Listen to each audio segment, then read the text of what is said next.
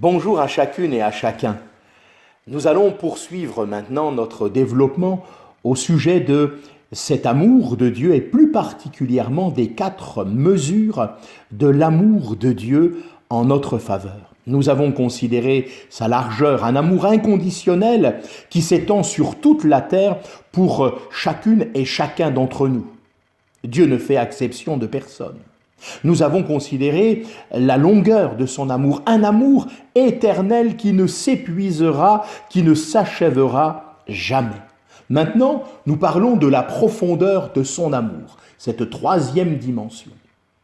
La profondeur de son amour est l'expression d'un Dieu si saint et majestueux qui se penche vers une créature si déchue et dépravée, comme nous le dit Éphésiens au chapitre 2, au verset 1 jusqu'au verset 3. Vous étiez morts par vos offenses et vos péchés, dans lesquels vous marchiez autrefois selon le train de ce monde, selon le prince de la puissance de l'air, de l'esprit qui agit maintenant dans les fils de la rébellion. Nous tous aussi, nous étions de leur nombre, et nous vivions autrefois selon les convoitises de notre chair, accomplissant les volontés de la chair et de nos pensées. Et nous étions par nature des enfants de colère comme les autres. Dans Philippiens au chapitre 2, les versets 5 et 8 nous parlent au sujet de cette dimension. Jésus-Christ, lequel, existant en forme de Dieu, n'a point regardé comme une proie à arracher d'être égal avec Dieu, mais s'est dépouillé lui-même, en prenant une forme de serviteur, en devenant semblable aux hommes. Et ayant paru comme un simple homme, il s'est humilié lui-même, se rendant obéissant jusqu'à la mort, même jusqu'à la mort de la croix. C'est Dieu qui quitte son palais céleste, son trône, pour venir vivre parmi les hommes et les sauver.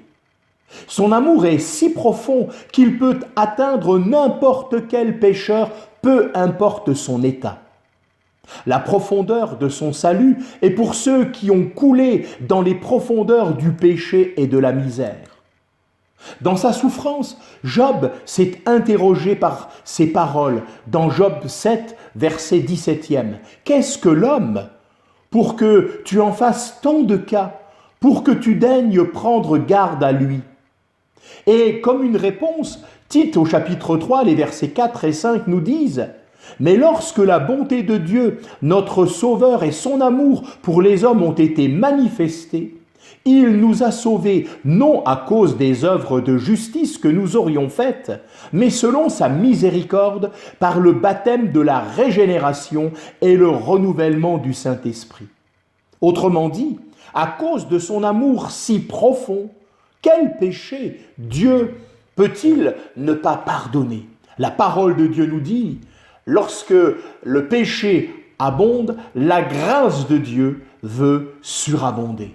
Alors, sachons également revenir à lui si cela est nécessaire, afin de goûter à la puissance de son amour. Amen.